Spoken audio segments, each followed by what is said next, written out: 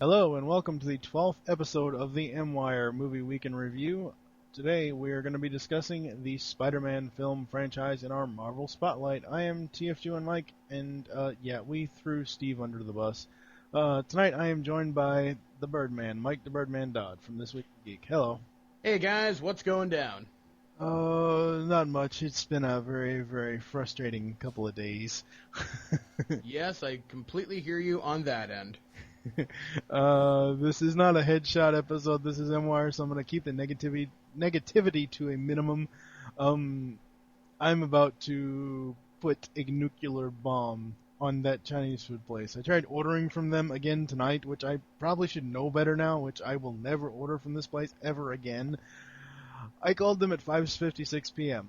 I ordered what I have been ordering the last 3 times that I called them, that I've ordered from the place.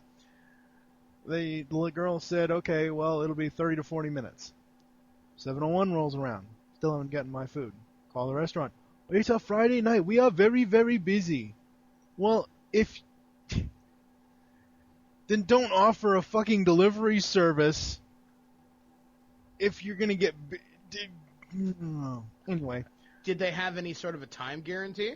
She said, well, not really a time guarantee, but what she told me on the phone was it'll be about 30 to 40 minutes, which, normally, like, when I order from Papa John's or Pizza Hut or Domino's, they'll say, hey, it'll be 30, 40 minutes. Sometimes I'll call and they'll say it'll be like an hour, which is fine. But if you tell me 30, 40 minutes, I can understand, like, maybe 5 or 10 minutes, but if you're, almost over an hour and a half, it's like, what the hell? And then when the guy gets here, I open the door, hand him the money. We are very, very busy. I don't have time to be running out here. I'm like, you dumb... I didn't say this to his face, but after I shut my door, I'm like, you dumb fuck. Why the hell would you offer a delivery service and then complain about getting an... I don't know. Anyway. People are stupid. Yes, very much so. To the positive, I did go DVD hunting today. I got the Volume 3 and 4 sets of the X-Men 1992 cartoon. I've been watching that. I'm actually about, I think I'm on the second to last episode of Volume 3. These volumes are very cool. Unlike the first 2 volumes, they actually come with slipcovers over the actual DVDs, which the art is embossed on it. It's almost shiny. It's really, really cool. I got those. I got Superman Batman 2-disc edition with exclusive Batman figure from Best Buy from UPS. What else did I get? That's about it. Oh yeah, Mickey's Christmas Carol on DVD, but whatever. That's a childhood thing. So what's been going on with you? Today it's actually been kind of a slow day. I took the day off to do some homework and some cleaning. I was finishing up some of my PDFs in my professional life as a public relations person. I also hired my first agent today, which is very cool, to represent myself and my interests. So that's kind of cool. Working on some pretty big stuff for a client of mine. I'm hoping to get them on Attack of the Show or interviewed in some other publications. So that's really, really, really what's going on right now. Also, I just scheduled some interviews with Billy West from Futurama and all sorts of other cool things that he's done. The voice of the new Spectacular Spider-Man, I think his name is Josh Keaton. Yep. And trying to think, who else did I schedule today? Some people from Babylon 5, like Patricia Tallman, which is very cool. And, I've been pretty busy over the last couple hours, actually. I also went to go see Zombieland tonight with some of the Twig crew. Cool. It was surprisingly good, actually. It was a lot better than I thought it was going to be. Yeah. So I would totally recommend everybody go out and see it just because of Bill fucking Murray, so...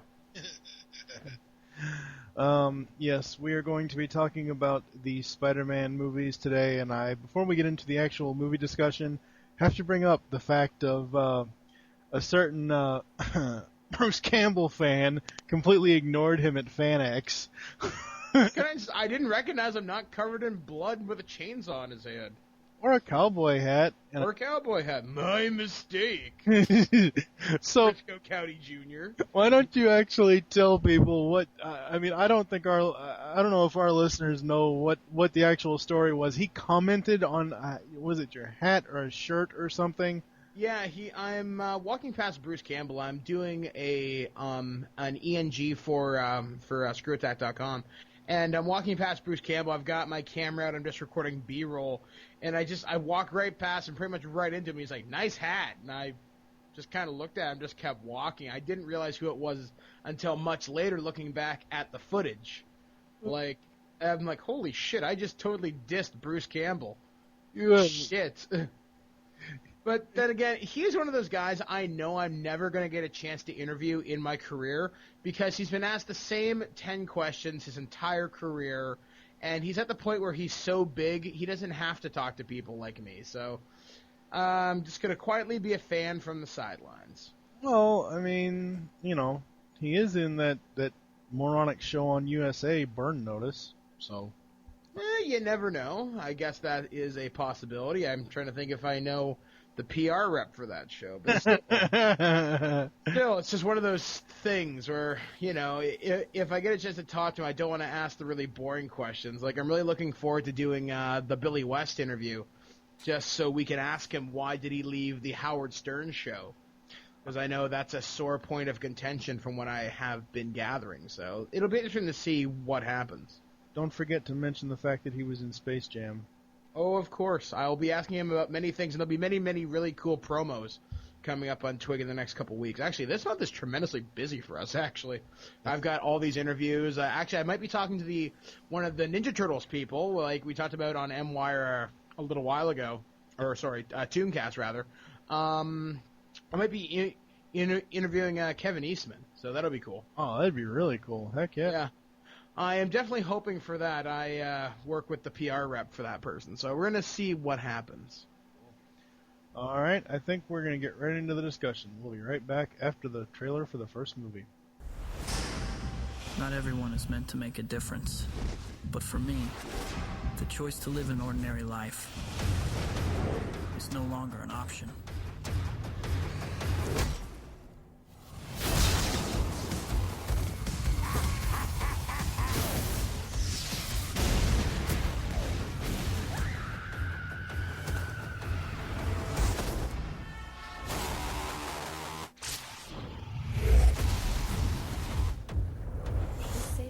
Twice, and I've never even seen his face.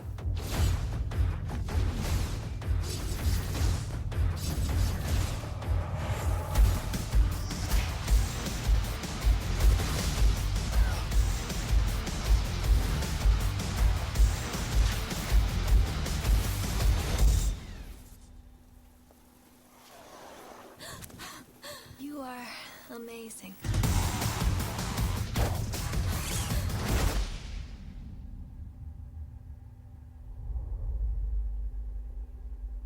We are back, and as I said before, we are going to be discussing all 3 Spider-Man films today. Just as a quick side note to it, when this film first came out, I was probably in the only long-term relationship I've ever had, and we had gotten into a fight, and it was like the night before this movie was supposed to come out, and I was still pissed, and she was still pissed the day it came out. She went to work, and of course, no one in Mississippi at the time where I was living would hire me for some odd reason, whatever. So I had like an extra $5 or $6, went to the matinee, paid for one Spider-Man ticket, saw it once for the money. The other 5 times I saw it for free. I theater hopped. Wow, you tool. Yes, I saw Spider-Man 6 times in one day. You know, Mike, there's a word for how sad you are, but I don't know what it is, but I'm sure this word exists. Shut the hell up. So, What fight to be so bad you avoid your girlfriend for like 8 to 9 hours? I'm sure now it's probably pretty trivial, but back then it probably meant a lot. I don't know. I honestly don't know. All right, moving on. Moving on. Spider-Man is a 2002 American superhero film based on the fictional Marvel Comics character. As opposed to the real one that is running around in Texas. Would that be Mickey? Yes! God. Does he actually have a Spider-Man costume? Probably. It wouldn't surprise me. The first installment of the Spider-Man series, the film directed by Sam Raimi and written by David Koepp, stars Tobey Maguire, Kirsten Dunst, and James Franco and Willem Dafoe. Getting into the plot. Okay, well, what were your initial thoughts of the first film before we get into the plot? See, I was really worried when this film was initially pitched. I mean, this movie sat in, like, basically development hell for, like, 25 years because no studio could agree on how it was supposed to be filmed. I mean, this bounced around by the people who were supposed to do the Terminator movies, Carlico, or I think that was the name, and James Cameron was attached at one point. I was skeptical going in. I saw some of the test footage. I'm thinking, all right, this looks really neat. This looks kind of cool. I started watching stuff on Entertainment Tonight. I'm thinking, all right, I'm getting a little more excited. Saw the costume. Wow, they actually got it right. How are they going to do his eyepieces? And I was really worried about that. But saw the movie. I remember going to a near IMAX theater for this. I saw it on a really, really, really big screen. Me and my fiance at the time saw this, and I think my friend Adam came along with me on this particular journey, and I was seriously impressed. Ultimately, one of the best superhero movies to ever come out, and I think X-Men came out before this one, right? Yes, X-Men was 2000, this was 2002. Yeah, so everyone was thinking, oh my god, comic book movies, can they be taken seriously? And this is the movie that proved that yes, it could be, because they treated the source material seriously. So I was tremendously impressed. Yeah, I was very, very looking forward to this film. I thought that the costume was pretty much spot on to what, and again, majority of the Marvel stuff that we cover on MWire, my basis for it is going to be coming from whatever cartoon it was in. So the X-Men films, my basis of course was the X-Men cartoon. This, in turn, my basis for plots and whatever else is the Spider-Man 94 cartoon. I thought they did a magnificent job on the eyepieces. That was just awesome, especially the way that they had the mirror. Oh yeah, totally. I mean, I think those are basically like Oakley sunglasses. I think they actually did the lenses for them. Oh, cool. So getting into the plot, Peter Parker, his best friend Harry Osborn, and Peter's secret crush Mary Jane Watson visit a genetics laboratory at Columbia University with their high school class. While taking photos in the laboratory, Peter is bitten on the hand by a genetically engineered super spider. Feeling unwell, he passes out shortly after his arrival home. The next morning, Peter awakes to find his visions now naturally clear and that he is physically metamorphosized to become more muscular. At school later, he emits web strings from his wrists and has quick enough reflexes to avoid being injured in a fight with bully Flash Thompson. Peter infers that the spider's bite has given him spider-like abilities. He escapes school for buildings elsewhere where he develops his new skills, quickly learning to scale walls and jump long between building rooftops, and to swing via web. What were your initial thoughts on the opening of the film? I thought it was tremendously well done. I mean, just the fact that you had the tone set by the Danny Elfman score, I kind of felt, okay, you know what, this movie's actually really going to take itself seriously. And I thought the changes to the origin story, all things considered, were remarkably good. I mean, it adapts to the screen. I mean, it's been noted before that Spider-Man would be one of the harder properties. Because basically you have this scientific genius in high school inventing like web shooters and webbing cement and all this crap. Having the organic web shooters, I thought was a tremendously bold move, but it actually worked out in the end. And I thought the casting for everybody was near perfect, because Tobey Maguire is Peter Parker. He will forever be Spider-Man and Seabiscuit, because he embodies that role. He embodies what everyone, I think, for the last 20 years has imagined what Spider-Man would be like. I mean, I can't picture anybody else in this role except him. Yeah, I am completely there with you. I've been very skeptical about comic book movies as far as when I hear who's acting in them until obviously I see the film. Tomorrow when we record Daredevil, when I first heard the fact that Ben Affleck was cast to be Matt Murdock and Daredevil, I was like, that was pretty much a what the fuck moment for me. See, I thought that was good casting. I mean, I honestly liked Affleck in that I mean, movie, but I digress. That tomorrow, but I mean, we'll get to that tomorrow, but once I saw him in it, I can't see anybody else playing that role. Same thing here with Tobey Maguire. People can disagree with me all they want, but I'm sorry. Once you're in a long-time role like that, or a flagship role like that, and you're the first person to do it, replacing you is almost a sin in my idea. It's kind of like replacing Luke Skywalker at the end of The Empire Strikes Back. Yes, exactly. It's just not a good idea. No, not at all.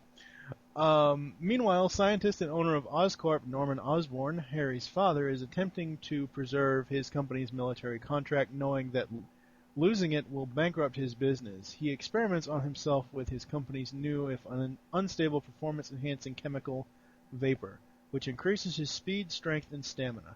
The vapor having also made him insane, he easily murders his assistant Mendel Strom. A few days later, Norman kills several scientists, among them General Slocum, who threatened to drive Norman out of business. I gotta say, Willem Dafoe was the perfect person to play a live-action Norman Osborn. Yeah, you really couldn't have got anybody else. And this is one piece of casting I was seriously worried about, simply because I just had seen Boondock Saints, and where he was a cross-dressing FBI agent, and the crazy guy from Platoon. I'm thinking, I don't know about this, but Willem Dafoe has this certain charisma about him, and he floats between being charming and being the guy you want to do big business with to being a complete creepy psychic lunatic. Oh yes.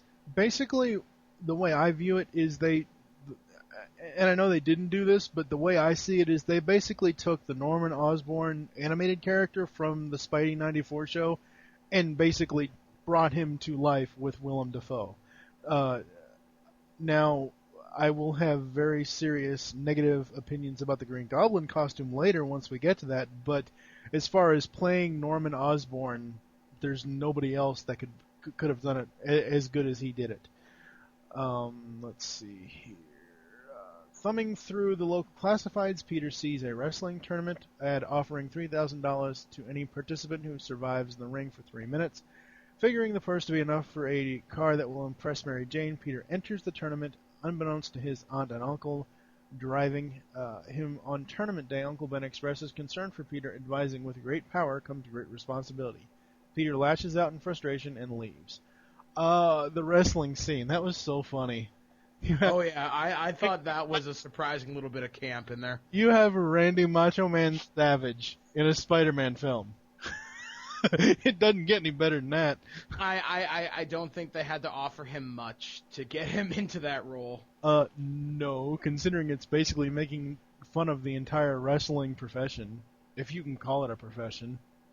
Well, I mean, I'm not trying to sound negative about it, but I mean, we all know certain parts are scripted. Mm-hmm. What do you think of this whole Peter basically, denying everything and just doing what he wants? I think he reacted how a good chunk of us would. I mean, especially when the world's been, kind of punching you in the face for X amount of years. Yep. And he's like, yeah, I don't have to do this. And then, when the whole great power comes great responsibility thing and his actions more or less lead directly to his uncle getting greased, Yes. Ugh. For the fight, Peter has chosen the nom de guerre, the human spider, but the ring announcer, who I believe... Now, I have picked out Bruce Campbell in the other two films. I believe he was the ring announcer, wasn't he, in this? Oh, God, totally. Okay, I just had to make sure. I remember watching it, and the only time I really remember recognizing him was when he was not on the mic, when he was whispering to Peter, "Hey, kid, what's your name?" And, Peter says the human spider, but the ring announcer doesn't like it, opting to announce him as the amazing Spider-Man instead. Peter defeats his opponent, Bonesaw McGraw. Wow, didn't take but 2 seconds to come up with that name. Pretty much. Bonesaw McGraw.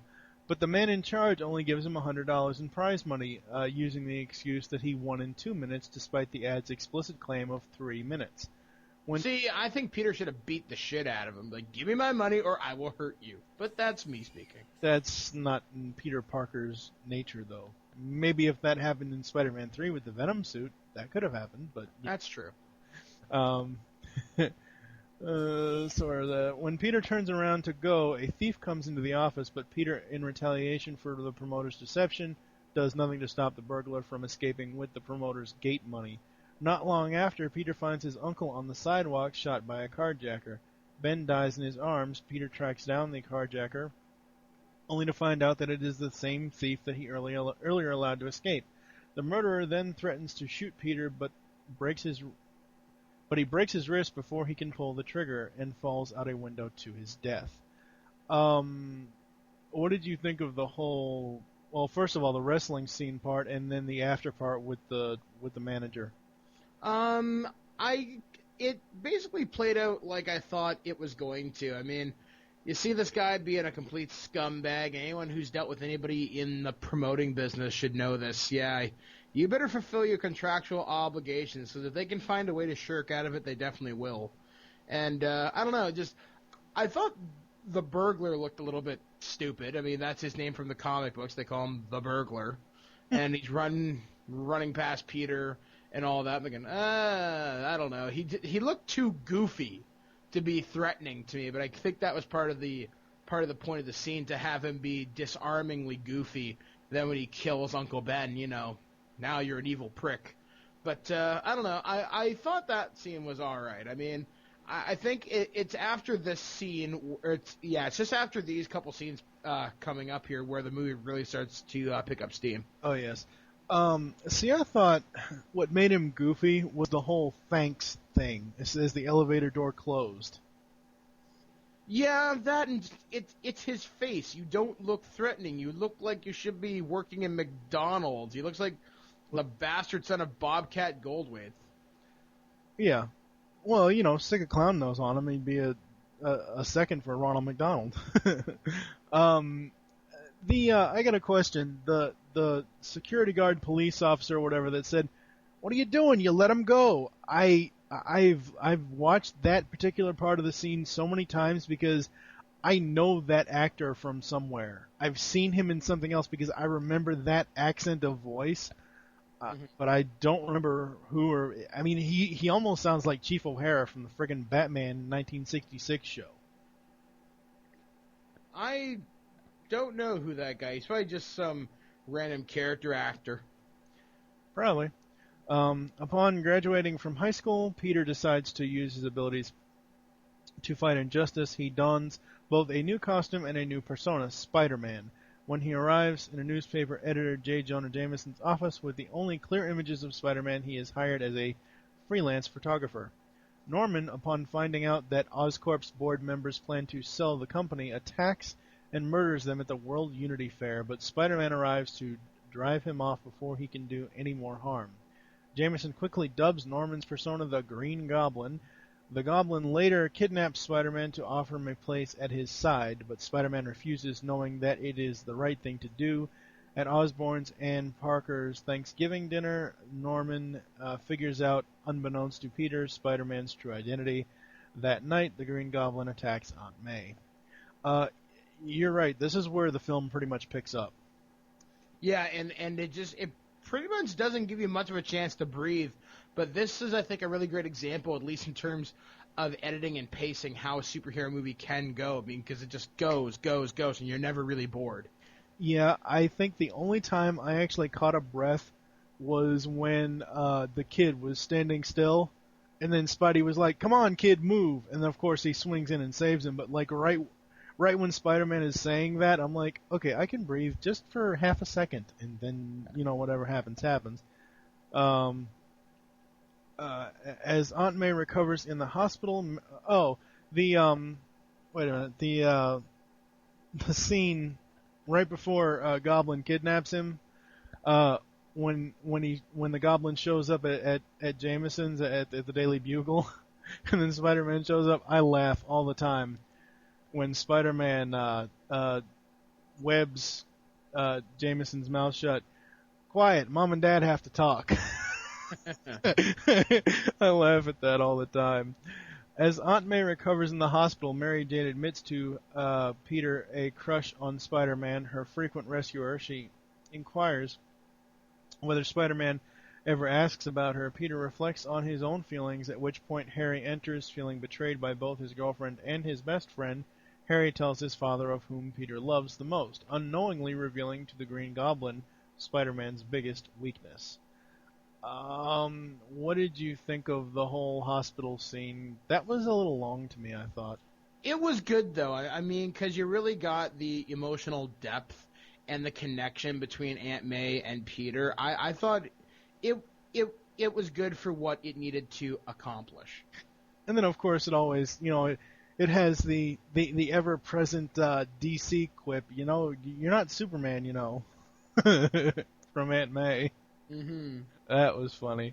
So the Goblin takes Mary Jane and a Roosevelt Island tramway car full of children hostage on the Queensboro Bridge, and Spider-Man arrives just as Goblin has planned. The Goblin forces him to choose whom to save, dropping both Mary Jane and the tramway car simultaneously, but Spider-Man manages to save them all. The two fight for a bit, but the Goblin overpowers Spider-Man and brings him to an abandoned, dilapidated building. He kicks and punches Spider-Man nearly to death with his bare hands and feet. This is where I have to talk about the Green Goblin costume. The Green Goblin costume is an insult to the Green Goblin. I think it looks really cool, all things considered, although it looks kind of like a Power Ranger bad guy. Actually, did you know that the mask for the Green Goblin is from the movie Maximum Overdrive? Well, it needed to stay in Maximum Overdrive. I'm sorry. Okay, he would have looked goofy with a fucking purple hat. I'm just saying, they could have figured out a way to mold around Dafoe's face, to actually have a mask on him, not just something where you can look inside. He looks like a fucking clown from a Ringmaster restaurant out in California or something that has a giant head with a mouth inside of it. That's what it looks like. I don't know if I'd go that far. I mean, I thought all things considered, to keep this movie in the real world, I mean, quote unquote, they did an alright job. I mean, I'm not saying power armor should look like this. I thought the costume itself, but yeah, the mask maybe did need a little work. I mean, I saw no reason for the eyes to randomly have their things retract for no visible reason, yet the mouth is completely exposed. Well, see, that's the whole point. I mean, I have no issues with the actual it's just the whole head that I have an issue with. The point of wearing a mask for, supervillain, superhero is for people not to know who you are.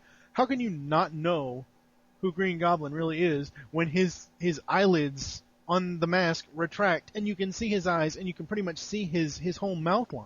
I mean, I could tell that was Willem Dafoe right then and there. I don't know. I wish they had done a different version of the mask, a better way to hide the identity. But what's done is done.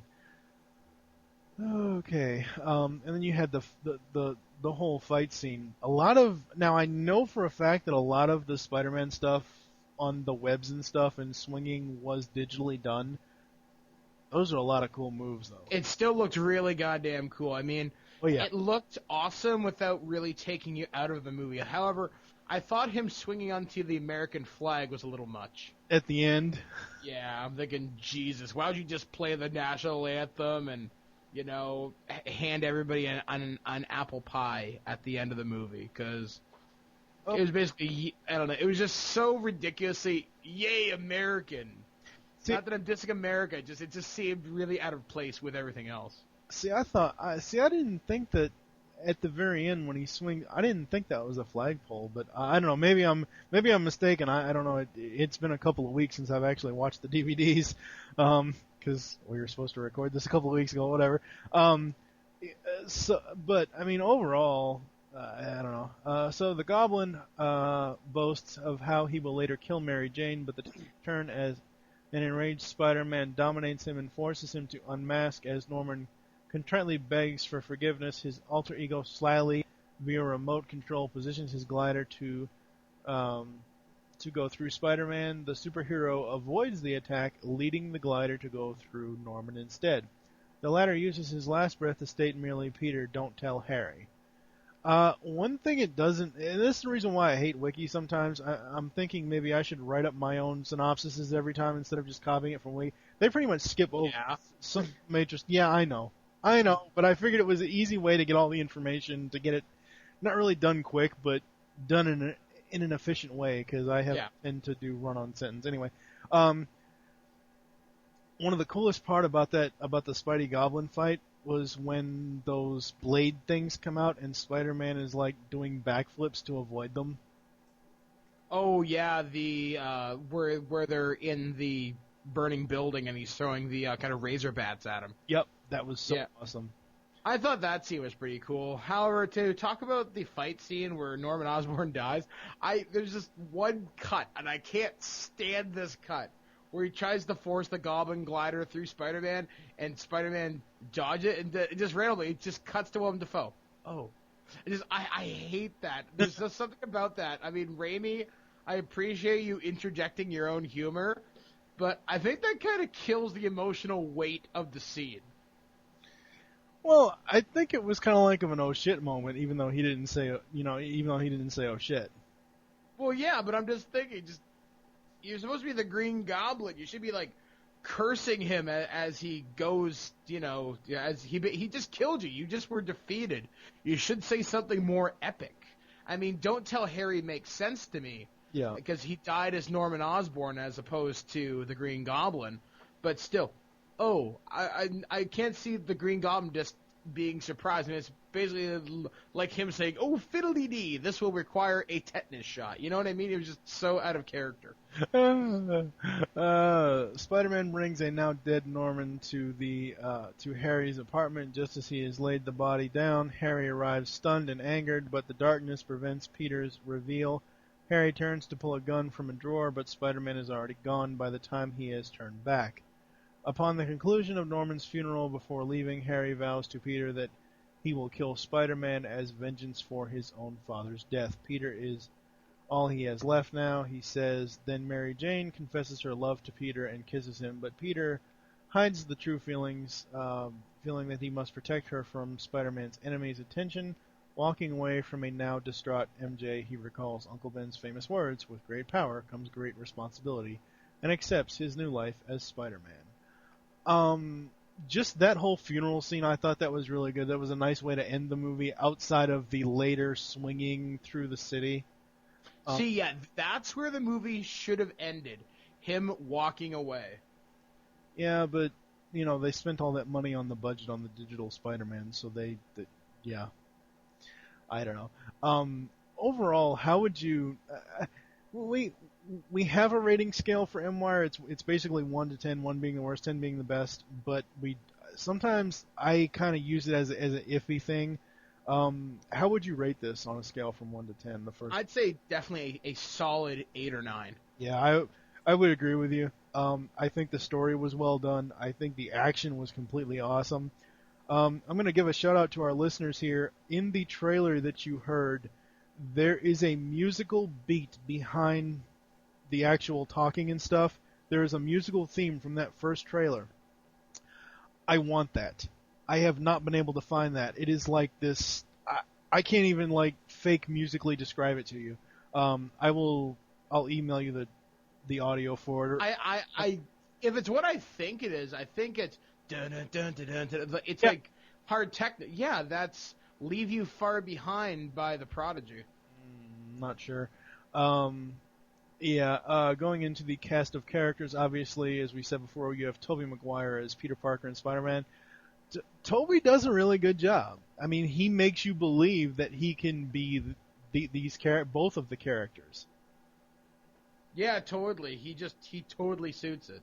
And he pulls off the sarcasm that I know from the '94 cartoon well. It doesn't forced.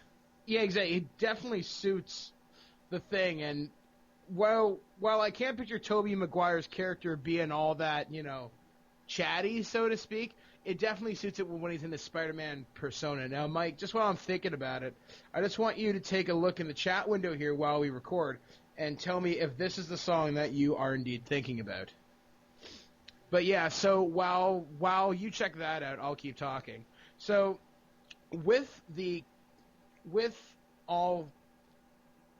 sorry, got kind of tongue-tied there.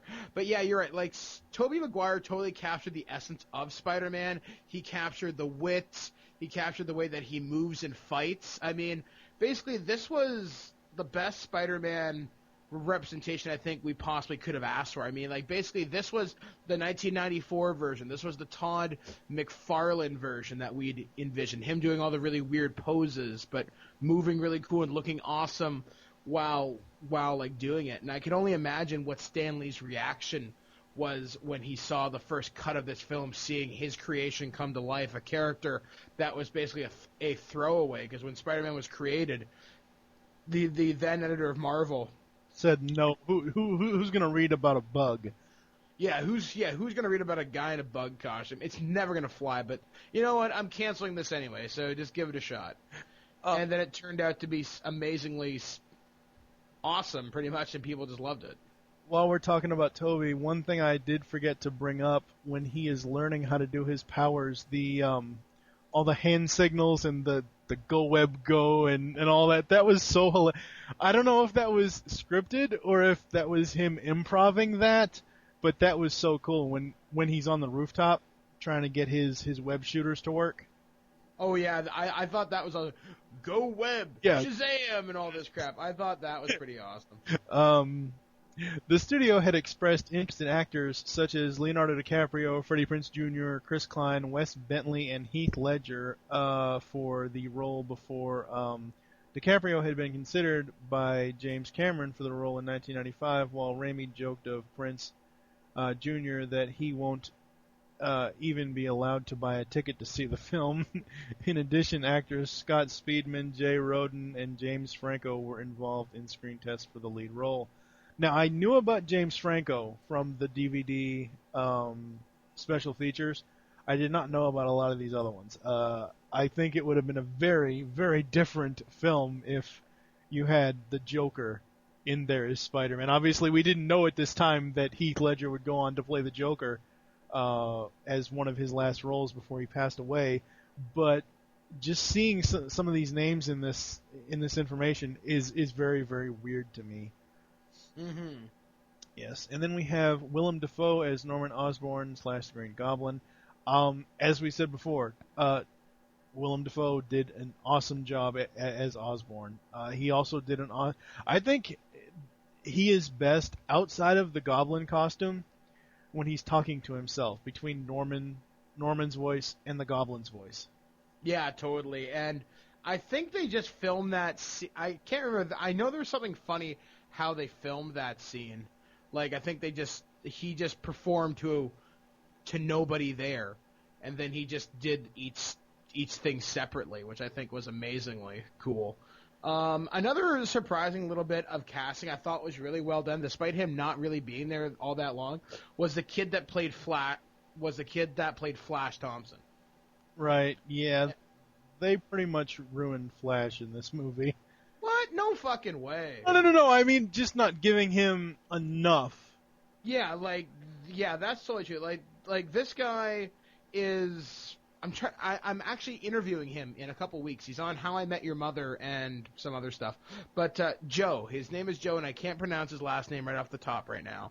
But I thought I don't know. He's such a small character in the Spider-Man universe, all things considered.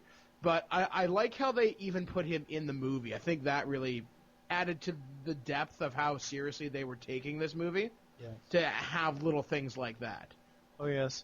And then you have Kirsten Dunst as Mary Jane Watson. Now, a lot of people that I've talked to hate her. I thought she did an alright job. As MJ.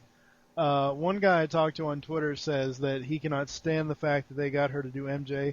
She actually had to dye her hair because her hair is normally, she has blonde hair. She actually dyed her hair red for the role. No, I thought she did an excellent job. But just, I don't know, some people just don't like Kirsten Dunst as Mary Jane. And you got to think though, with all the comics and cartoon continuity and everything else, Mary Jane's. I've read some Spider-Man comics. She can be a bitch when she wants to be. Yeah, I mean, she leaves Spider-Man a few times during the comic saying, I can't deal with this and blah, blah, blah. But then again, when you're the wife of a superhero, you have to expect some bad shit to happen. Yes, exactly. And then you had James Franco as Harry Osborn, which I thought was he grows on me as the movies progress. I hated his performance in Spider-Man 3 simply because of one line. We'll get there. So good. I hate that. We'll get there. We'll get there. However, speaking of James Franco, he actually just got added to the cast of General Hospital. Oh, really? Wow. Yeah, who the hell would have guessed the Green Goblin, the new Goblin's going to be hanging out with all the doctors on General Hospital and over-dramatizing lines. Wow. Cliff Robertson as Uncle Ben. That was the perfect live-action casting for Uncle Ben. Oh, yeah. I mean, like, you really couldn't have done much better. No. Ernest Borgnine. No. No, I don't think so. And then you had Rosemary Harris as Aunt May. Again, taking off of the cartoon. There's some things. I believe she curses a couple of times. I don't think in this one, but in the other ones, I think she maybe does once or twice. I don't remember if she does or not. And that's not something I remember the May in the cartoon doing. But overall, great performance. J.K. Simmons, J. Jonah Jameson. Oh my God, perfect. This was perfect. You could not. Nobody else will ever do this role. In fact, they've even spoofed him on The Simpsons. I know.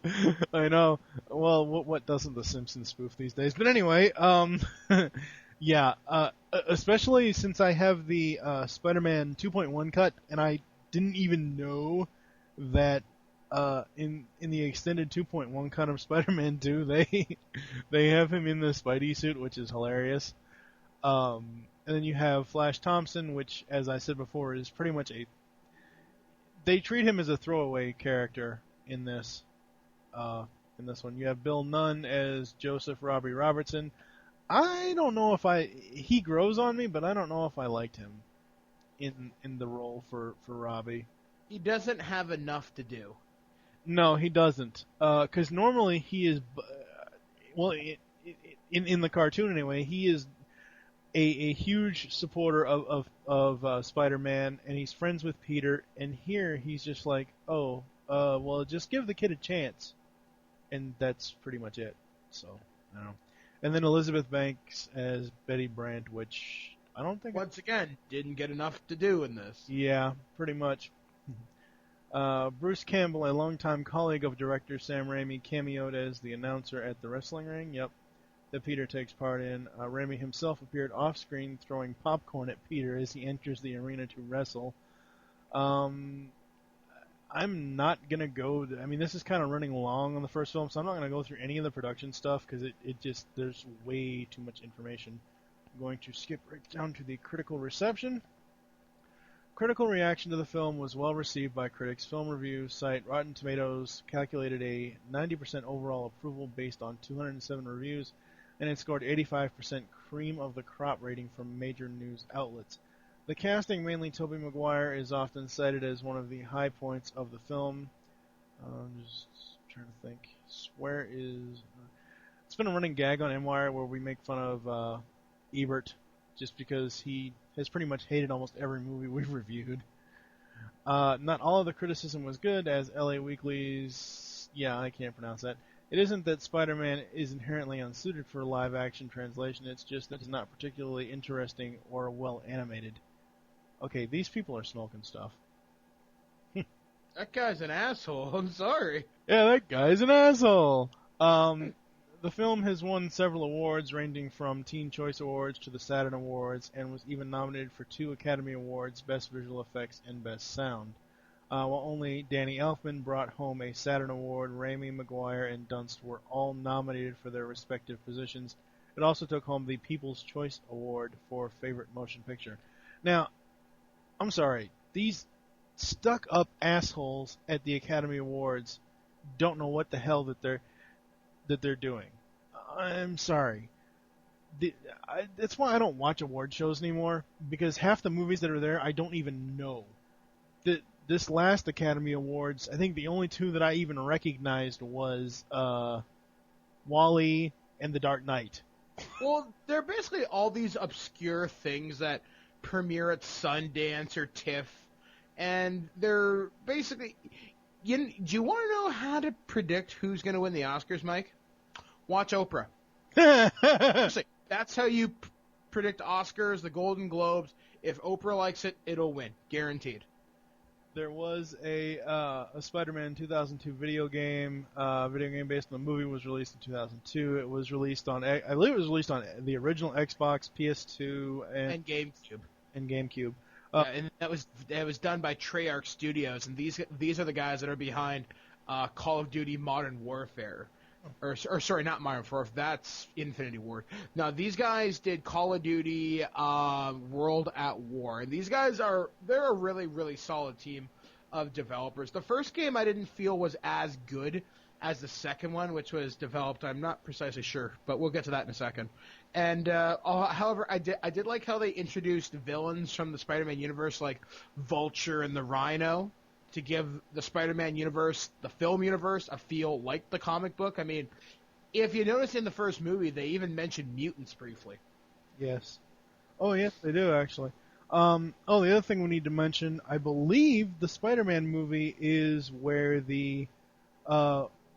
basically the Where's Waldo appearances of Stan Lee start to happen. I don't think he was in any of the X films. I don't. Yeah. Oh, yeah. Was he? Yeah, he's the hot dog vendor. Okay, I'm going to have to go back and watch those, because I don't ever remember seeing Stan Lee in any of the X films. I thought he started doing that in these, but that's fine. Before we go on to the second film, I do have I actually have the deluxe edition version of Spider-Man, which is the 2-disc widescreen edition plus a bonus deluxe edition all-new special features disc. Disc 3 has... all new looks behind the scenes of Spider-Man, including costume designing the world of Spider-Man, the Spider Wrangler. It's just got a whole bunch of stuff on it, and I thought that was a really, really cool addition to have, so I got that. So we are going to... Oh, yes, we also need to mention the fact that two of my favorite bands have songs on the soundtrack for this. Nickelback... Well, actually, it's not Nickelback. It's technically Chad Kroeger from Nickelback and Josie Scott from Saliva have Hero, and which is an awesome, awesome song. I thought it fit the film very well. See, actually, I'm very glad that you actually mentioned that. This is one of the strongest movie tie-in songs I think has ever been produced in, I would say, recent memory. And I know that's a tall order, but think about how many movies have songs recently that are really that catchy or memorable. I can think of a few more of the Marvel movies that do, but we'll get to that once we get to those movies. But think about it. I mean, this was the best song on radio for like 3 months. Yeah. Well, and it sold so many singles. I remember this song being in heavy rotation on Much Music and MTV and countless other outlets across the world. And the video was nothing really special. I mean, it's just like any movie tie-in video, with the exception of Limp Bizkit from Mission Impossible 2, which was really awesome with Take a Look Around. But this video, I think, this song is one of the best representations of what Spider-Man could have been. Yet, when you look at the song that was attached for Spider-Man 2, you didn't give a shit. Yeah, Dashboard Confessional sucks. I like them, but they weren't a powerful enough name to be attached to this property. Nickelback was at the right time in its career to be attached. And if anything, even if they disappear tomorrow, this will be one of the things they will be remembered for. Now, if that happens, I'm going to get my fat ass on a bus and hunt your ass down. Like I said, okay, I'm sorry. Nickelback peaked after Silver Side Up. Whatever. Anyway, that's a whole other show for us to debate over. And the other song I wanted to mention off this was Theory of a Dead Man's hit single "Invisible Man." If you look at the Hero video, the lead singer of that is actually playing the guitar in the background. Tyler Connolly is playing the guitar, one of the background guitarists in the Hero video. These guys are awesome. People say they sound exactly like Nickelback. I completely disagree. They are similar, but they do have their own sound. And Mike, no. Shut up. Mike, no. Shut up, Mike. I'm in professional radio, Shut and I can up. tell you, these guys are so similar. You could take the lyrics out of a Nickelback song, put them against a Theory of a Dead Man beat, and you'd have a completely new song, and you wouldn't notice. Just shut up. Just shut up. We're moving on to Spider-Man 2, people. This is funny. I'm not sure where to begin. Do you love me or not? I don't.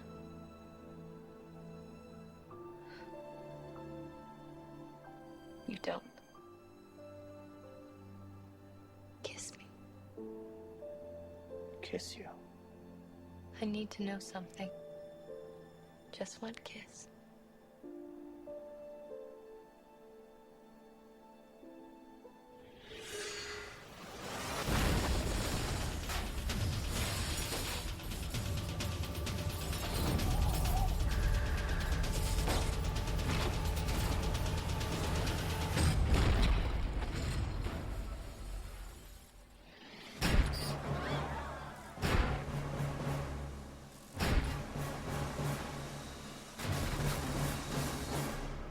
Ladies and gentlemen, fasten your seatbelts.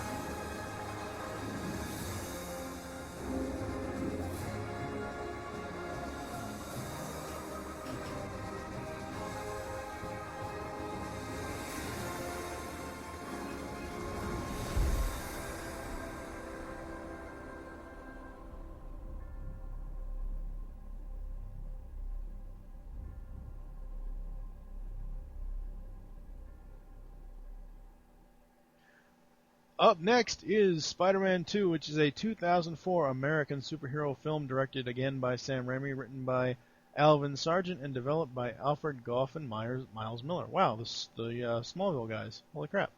And Michael Chabon. Wow, I butchered that name. It is the second film in the Spider-Man film franchise, based on the fictional Marvel Comics character, Spider-Man. It saw the return of Tobey Maguire as Peter Parker, Kirsten Dunst as Mary Jane Watson, and James Franco as Harry Osborn.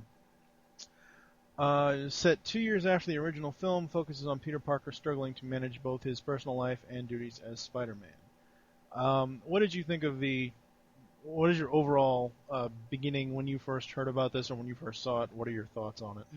This is my favorite Spider-Man. In fact, this may actually be my favorite superhero movie ever, and that's topping The Dark Knight. Simply because this movie took everything that Spider-Man 1 did right and kept building on it. This is, I think, one of the finest examples of a superhero movie. Great pacing, great characters, great dialogue. Oh my god, the dialogue in this movie is awesome. Oh yes, very much so. Like, this is one of those movies I think that needs to be preserved in your American Film Institute or whatever, because this is a culturally important movie. Because it did everything that the superhero genre was and people made fun of and made it better. Like, seriously, this can stand next to The Dark Knight with no problems, in my opinion. Oh, I completely agree.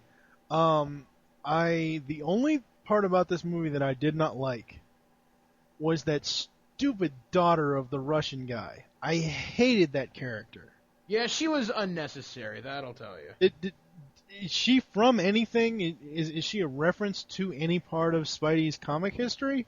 Not that I'm aware of. I mean, I don't know. I mean, she was just kind of there.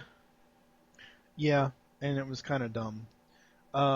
Peter Parker. So getting into the plot here, Peter Parker is finding his double. Oh, and I did not see this film 6 times like the first one. Peter is finding his double life increasingly difficult, precariously struggling to balance his crime-fighting duties with the demands of his normal life. Peter often finds his personal life taking a back seat. He loses a job, faces financial difficulties, and struggles to maintain physics studies at Columbia University. Moreover, he has become estranged from both his love interest Mary Jane and best friend Harry Osborn, and Aunt May is threatened with foreclosure. This film opens really well. I don't know who the guy was that was running the pizza place that fired him, but that scene, okay, Spidey delivering pizzas. Yeah, I want Spidey delivering my pizza, damn it. Well, at least you get it within 40 minutes. I see. This is a scene. I think it was goofy. It's definitely Sam Raimi's brand of humor, and it worked. Oh yes, very, very much so. Especially when he gets to the building and he's like, what is he, 5 minutes, 8 minutes late or something or other? And not even. Okay, well, like seconds late. Okay, something like that. He gets in the elevator, and who should pop in the elevator next to him? But everybody's favorite VH1 personality for I Love the I Love series, Hal Sparks. And in the 2.1 cut is an actual that version is extended. Huh. It's completely different from the theatrical version. And it was just really, really awesome because in the theatrical version it was like, oh, cool costume, it itches. And it was like a 2-second scene. In this one, Hal's like snapping his fingers, giving him like marketing ideas on how to market himself. So Harry, now head of Oscorp Research Division, has invested in the research of brilliant scientist Otto Octavius, Peter's idol. To perform a sustained fusion experiment, Octavius has developed a set of artificially intelligent mechanical arms which are impervious to heat and magnetism. Though the experiment overloads and becomes unstable, Dr. Octavius refuses to halt it. With devastating results, his wife is killed. The neural inhibitor chip which enabled him to control the arms is destroyed, and the arms are fused to his spine. Unconscious, he is taken to the hospital to have his tentacles removed, but the tentacles kill the surgeons, and he escapes. Uncontrolled, the tentacles begin to influence Octavius' mind, playing on his vanity and ego. He decides that the most complete his experiment, and he costs J. Jonah Jameson names him Dr. Octopus, or Doc Ock. Doc Ock attempts to rob a bank where Peter Parker and his Aunt May happen to be present for a loan. After a short glitch in his powers, Spider-Man manages to recover shortly after that, and soon the two take their fight outside to the bank. But Doc Ock takes Aunt May as a hostage. When Spider-Man rescues her, she revises her former opinion of him and realizes that he is a hero. What did you think of these scenes? Just the whole... I mean, that's a very long opening plot, but I mean... The last scene where Aunt May is talking about Peter being a hero, every time I cry. That is some of the best dialogue written in a superhero movie, hands down. Oh, I completely agree. I like in the fight scene in the bank when Ock is throwing the money at him. He goes, "Here's your change." I thought that was really, really funny. Now, another thing that I liked was how Raimi had little nods to Evil Dead, where he has the little chainsaw in the operating room, and the tentacles are freaking out, very similar to the trees in like Evil Dead 1 and Evil Dead 2. I thought that was a nice little nod to it, and it works when Raimi can work in his trademark humor appropriately. It's great. Yeah. When it doesn't flow so well, like in Spider-Man 3, we'll get to that. But I think those are the two scenes I'm going to remember the most. Oh yeah, very, very much so. And while we're on the subject of Dr.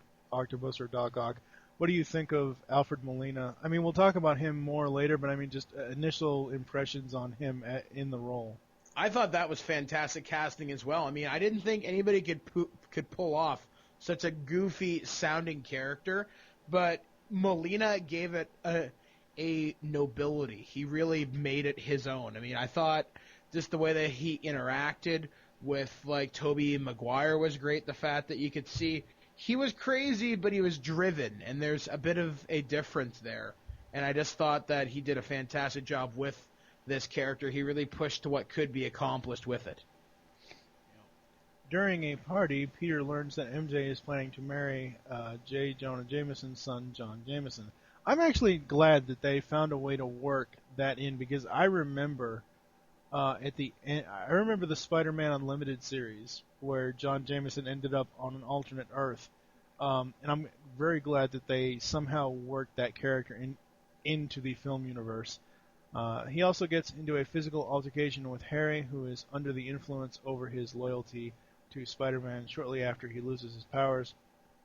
While web-slinging across the town, meanwhile, Doc Ock rebuilds his experimental reactor. Peter questions if he could ever have what he needs as a life as Peter Parker, which involves a vision of Uncle Ben, and resolves to give up being Spider-Man. Back home, after visiting Uncle Ben's grave, Aunt May is distressed by Peter's confession that he was somewhat responsible for his Uncle Ben's death. Aunt May and Peter reconcile, and she tells Peter of the hope that Spider-Man brings to others in spite of what dreams he may have to sacrifice. That scene I thought was more powerful than the one before it. At the end of that, when he rescues her, I thought this scene when they reconcile was more powerful. Wait, is that the scene at the garage sale? Yeah. Yeah, that's the scene that I meant. Oh, okay. The scene that I had mentioned earlier was when he saves her, and Doc Ock is retreating, and Spider. Oh no, yeah. And Spider-Man goes, "Well, we sure showed him. We did." Yeah. Okay. Yeah. You suck. I didn't do it. You did it. You are terrible at describing. But no, like this scene at the garage sale, yeah, this is what I meant to say previously. This scene, one of the best in basically comic book movies ever. In fact, one of the greatest scenes in the last, like, in my mind, in all the movies I've seen, like, ever. Like, this is probably this is in my top 5. Right. Peter attempts to reconnect with Mary Jane, but she informs him that it's too late. In the meantime, Doc Ock has completed rebuilding his reactor and needs one final item, the tritium, which fuels the reactor. He goes to Harry Osborn for it, dangling him over the edge of the Osborn mansion balcony. When he refuses, Harry agrees to give Ock what he needs in exchange for capturing Spider-Man. Mary Jane meets Peter in a coffee shop to ask if he still loves her, but Peter tells her that he does not. Doc Ock, having been told by Harry to look for Peter Parker if he wants Spider-Man, tries to attack Peter Parker by throwing a car at him, which that was in the trailer. That was an awesome scene. Peter regains his spider sense for a split second, grabs Mary Jane, and dodges the car, but Doc Ock abducts Mary Jane in a plot to lure Spider-Man into a trap. Peter's powers fully return, and he dons his costume and engages Doc Ock in a battle, which starts off at the top of the bell tower and then on top of the subway train. During the battle, Doc Ock manages to destroy the brakes to the train, forcing Spider-Man to rescue the runaway train. Yeah, the whole car scene was really awesome. The train scene was great, even though a majority of it was digitally mastered. What was that, sorry? The train scene.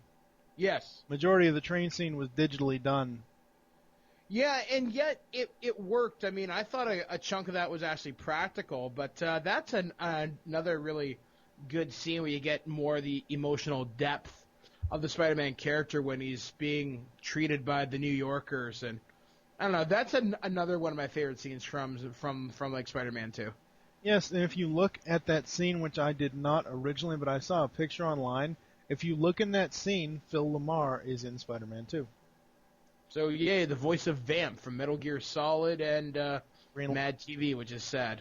Well, Green Lantern from Justice League, come on. He was Jon Stewart? Yeah. Well, holy shit. Yeah.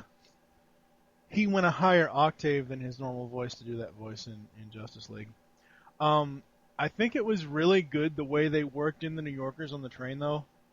the simple fact that it's okay, we won't tell. That was a good way to do that, and I like the one guy that said, "Wow, he's not that much older than my son." Yeah, I thought that was a nice little piece of audio that was dropped in there. However, in real life, this wouldn't happen because some asshole would have a friggin' iPhone and it'd be out on Twitter in seconds. Oh yes, well, thank God. I don't think Spider-Man knows what Twitter is yet, so thank God for that. Spider-Man manages to stop the train before it can plunge over the end of the track, but at a great physical exertion, he nearly falls. But the people in the train save him and see him without his mask on. They agree to keep his identity a secret and try to protect him from Doc Ock, but fail, weaken his condition, captured by Dr. Octopus and delivered to Harry Osborn. Harry unmasks Spider-Man and is stunned to discover that his sworn enemy is his best friend. Peter awakens and convinces Harry to reveal Octavius' whereabouts so he can rescue Mary Jane.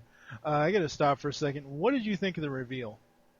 I think it was a little anticlimactic. Like, holy shit, you're Spider-Man?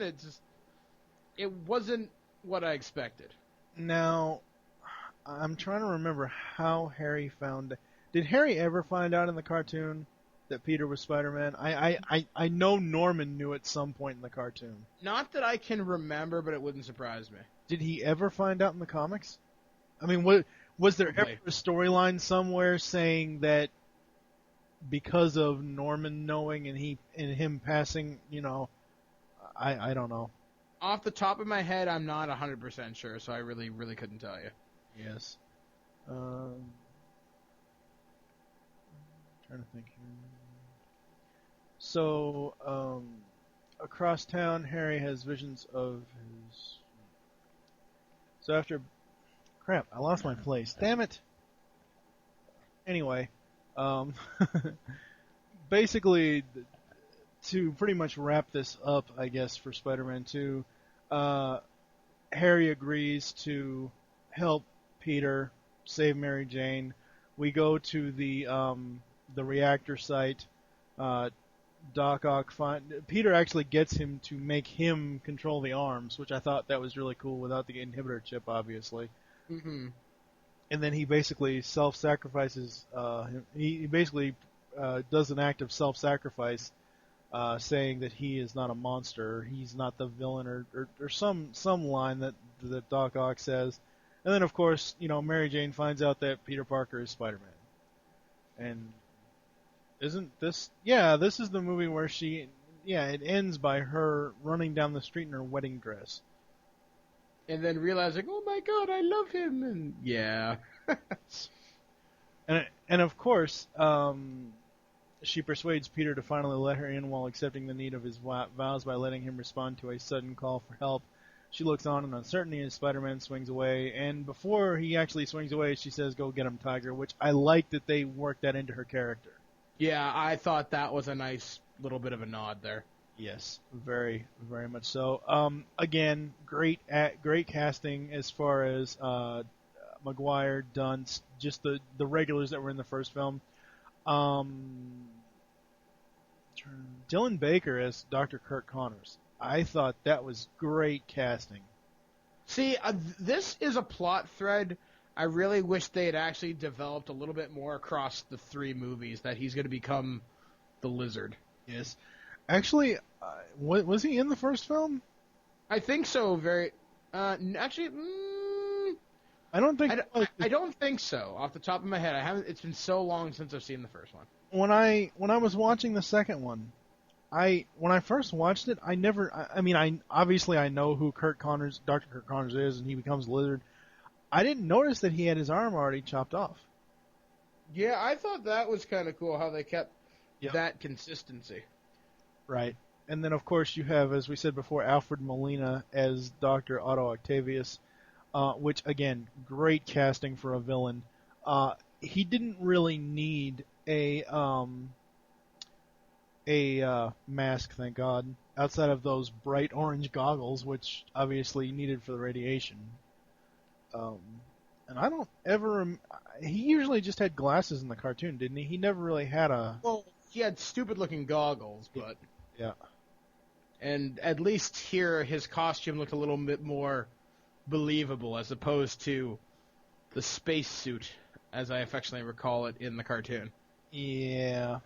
Again, Bruce Campbell cameos as an obnoxious usher who denies Peter access to Mary Jane's play.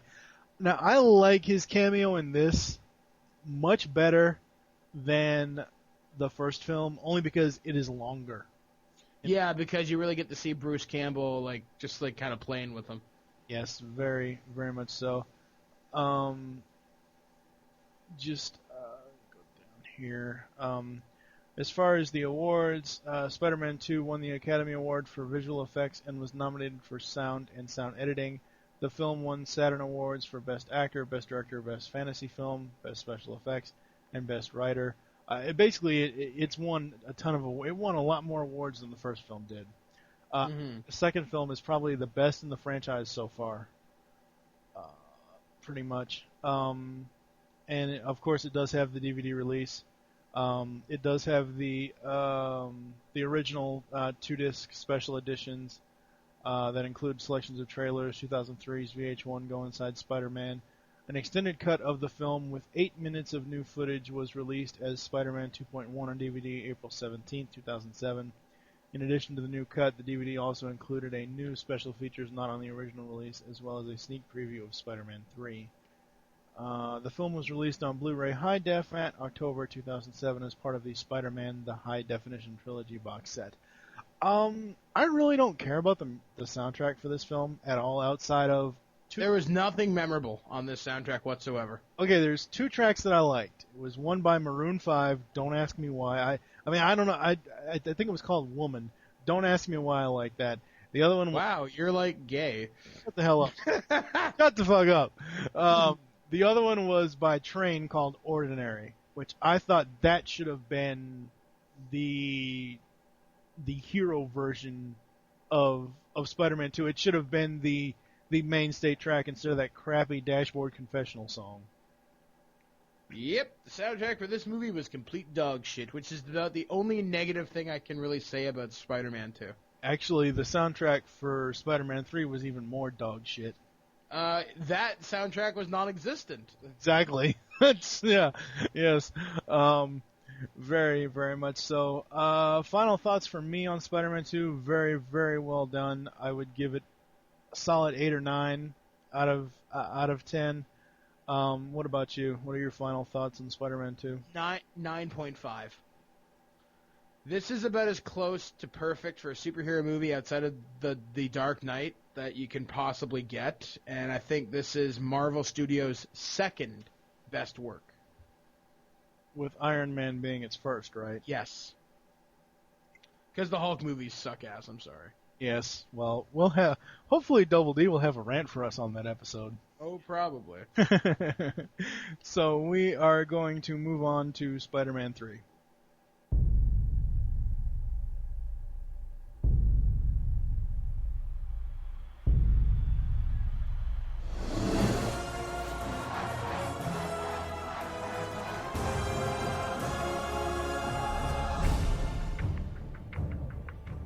I'm gonna ask MJ to marry me. A man has to put his wife before himself.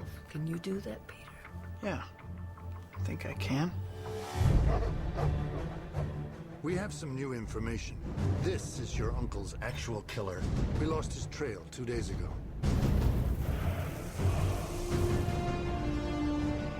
This man killed my uncle, and he's still out there. Everybody needs help sometimes, Peter. Even Spider-Man. Revenge is like a poison. It can take us over. And before you know it, can turn you into something ugly. The suit. Where'd this come from? The power. Feels good. You lose yourself to it. Whoa, Spidey, love the new outfit. Remember Ben Parker? What does it matter to you anyway? Everything! Do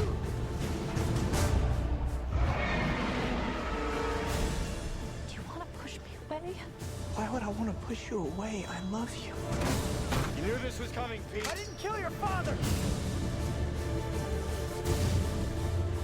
What's happening here?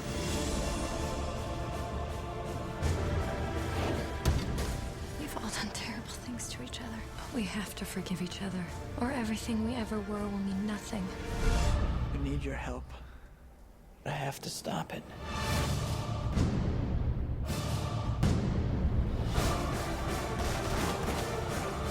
This could be the end of Spider-Man.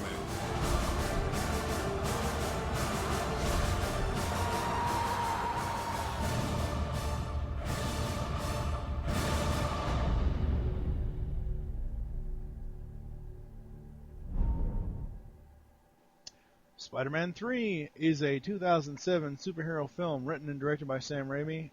Wow, he wrote this? Fuck you, Sam.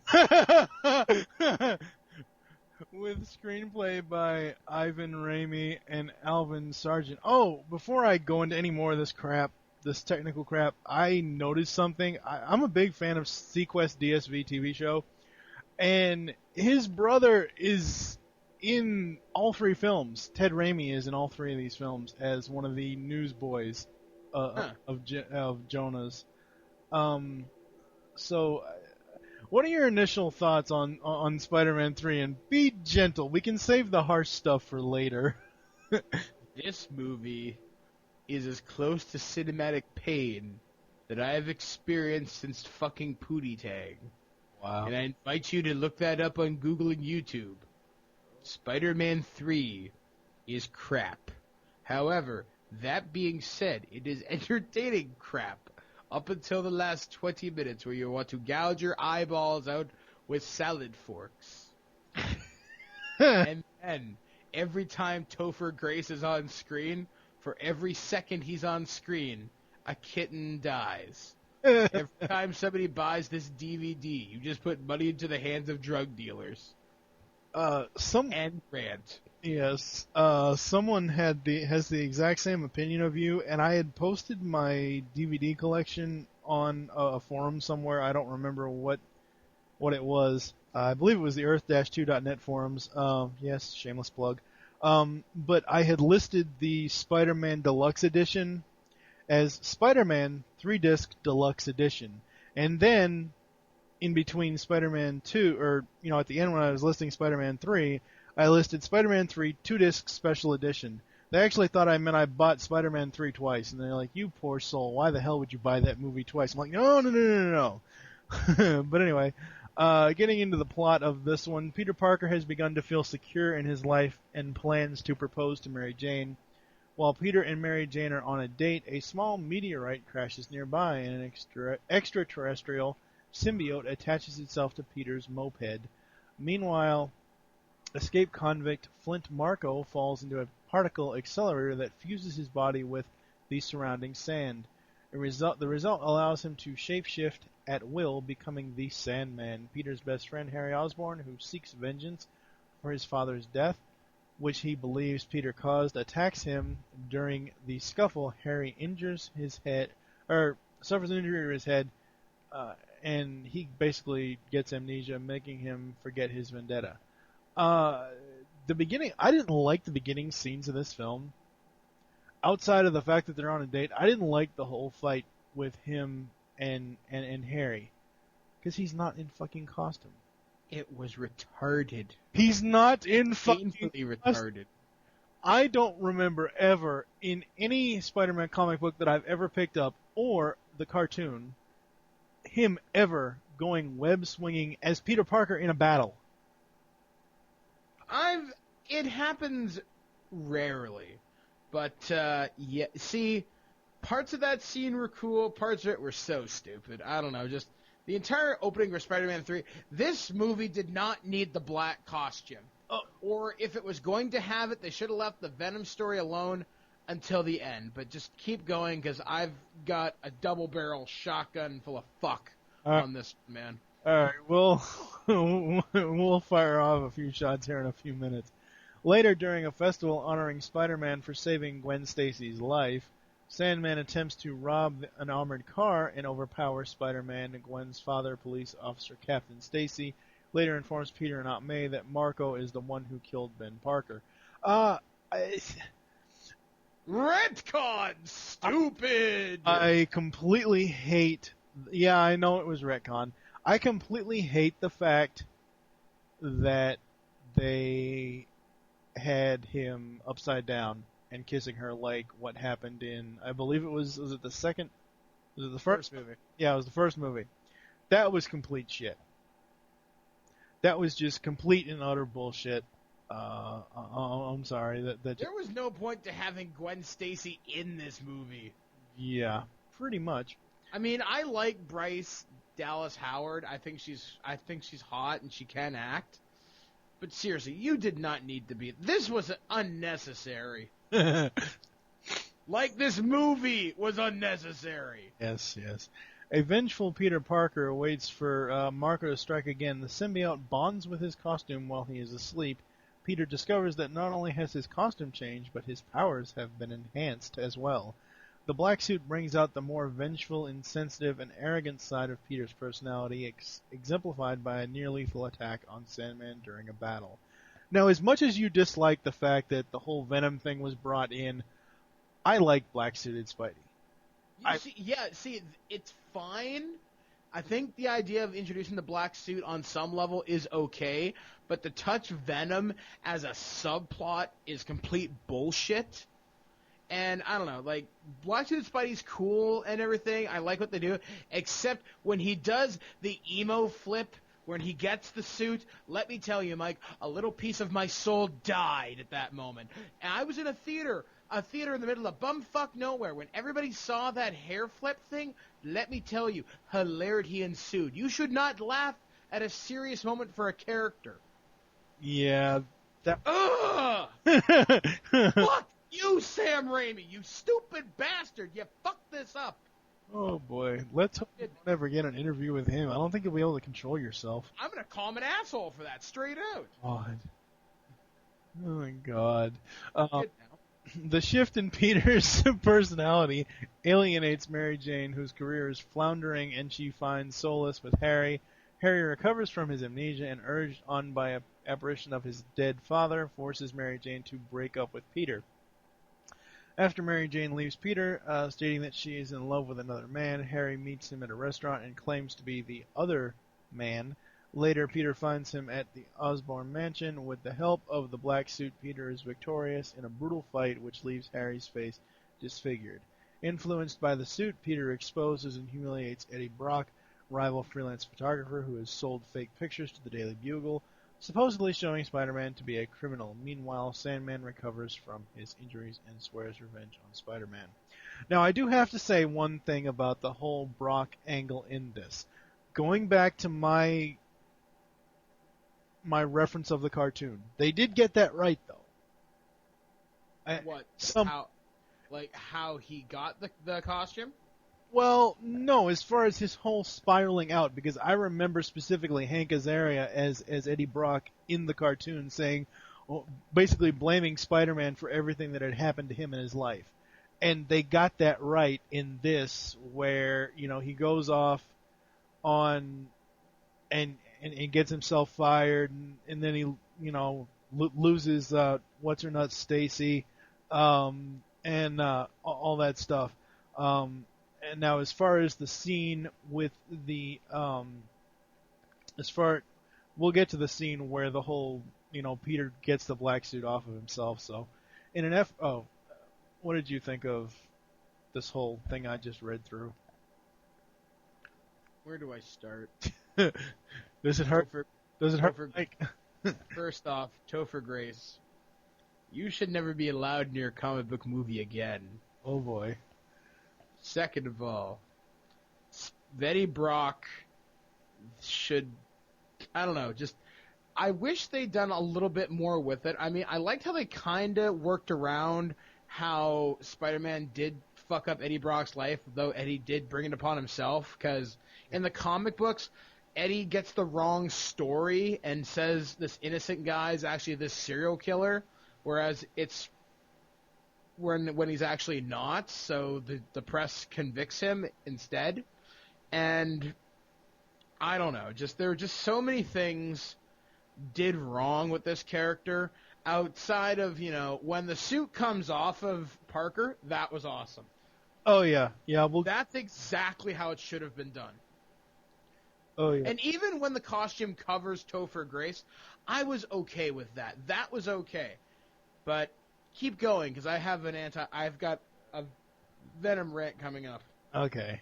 In an effort to make Mary Jane jealous, Peter brings Gwen to the nightclub where Mary Jane works. He gets into a fight with the club's bouncers and unintentionally shoves Mary Jane into the floor. Actually, no, I think he slaps her. No, he shoves her. No, he doesn't punch her. He gives her enough force to get her off. No, wow, Mike, that could be construed as a few other meanings. But anyway, baby. No, I will have to go back and watch and prove you wrong. I could have sworn he went to backhand one of the bouncers and he actually backhanded her. Actually, now that I think about it, you're right. It wasn't like it wasn't like a closed fist, I'm going to knock your ass out. It was very much an accidental thing. Exactly. Peter realizes the symbiote suit is changing him for the worst. He runs out of the nightclub and goes to a church bell tower to dispose of it. Initially, he is unable to remove the suit, but the sound of the church bell weakens the symbiote, enabling Peter to break free. Like you said earlier, this is the way I remember that it was done in the cartoon, and this is the way it should always be done as far as him getting the suit off. And this is how it was done in the comic books, too, so this made complete sense. Exactly. And I like the fact of when he's going against the bell tower, it shows the Venom persona of the symbiote. As he's trying to get it off, and when it's clanging against, when it's separating from him, it shows the Venom part of the symbiote. And I'm sorry, the scene before this, where Topher is basically begging God to kill Peter, that's where they fucked Eddie Brock up right there. You cannot redeem him after. No one who is a redeemable character goes into church and begs God to kill somebody for you. Well, there was a scene in Howard Stern's Private Parts where he begs to God to come down and kill pig vomit, but that's not on the same level. No, that's that's way different. It's extremely different. Okay, sound of the church bell weakens the symbiote, enabling Peter to break free. Eddie Brock is at the same church, praying for Peter's death, when the symbiote falls from the tower and takes over his body. The newly empowered Eddie finds Sandman and suggests joining forces to destroy Spider-Man. Now, the only part about this that I like is when the suit is coming down, he is looking up and he sees Peter. Because in the cartoon, Peter's Spidey sense never worked against Venom. Because they were so linked. He was basically picking up off of his biorhythm or something. Right, exactly. So I like the fact that in this they let Eddie Brock see that Peter Parker is Spider-Man, so he knows the identity, just like Norman found out the identity in the first film. So what is your rant before I get on to the next bit of plot here? Oh my fucking God! Topher Grace, once again, you disgrace yourself by even Venom is not this. I mean, I liked how when he convinces Flint Marko to help him out, I like that scene as Venom. I thought that was okay. I liked there was enough there. I was satisfied, and I'm a huge Venom fan. Like you can't guess that, and oh my God. It didn't look as cool as it should. Venom should have been a lot more vicious, not fucking Eric Foreman. I'm sorry. He will forever be Eric Foreman. What was the last movie you remember him in? Honestly? Exactly. No. Honestly, I do remember a movie that he was in, and I'm actually ashamed to say this. Ocean's 12? No. There was... Actually, I remember two. There was one with... In Good Company was with Dennis... Quaid. Dennis Quaid, and then guess who with Bernie Mac? So both staples of American cinema, I'm sure. No, not at all. But this terrible. Topher Grace. If he had played the role a little more vicious and violent, I think it would have been cool. Had they set up Venom as the antagonist from the beginning of the movie, I would have been really cool with it. Because Venom deserves his own movie. He does not deserve to be a character dropped in the last 20 minutes. Well, he actually is getting his own movie, apparently. Yeah, and it's probably going to keep Raimi the fuck away from it. But no, it was bad casting. Now, this I will say, Topher Grace is a good Eddie Brock for the Raimi-verse, right? Yeah. But for what the character should have been, Raimi's version of Venom was pussified. And I know he's supposed to be Dark Spider-Man and all that stuff. But, for a guy who's supposed to hate Spider-Man so much, he doesn't go out of his way to really kill him, and he doesn't really go out of his way to really make him suffer. And it's shit what they did to him. Like I said, Venom deserved his own movie, not this 20-minute bad guy thing. And it would have been nice had he spoke like, we are here to destroy. I wish he'd spoken in plural. Mm-hmm. That would have made me happy, because that's the way he talks in the comics, the way he talks in the cartoon. It added depth to his character to realize you are not dealing with Eddie Brock nor the symbiote. You're dealing with two people that want your head on a pike.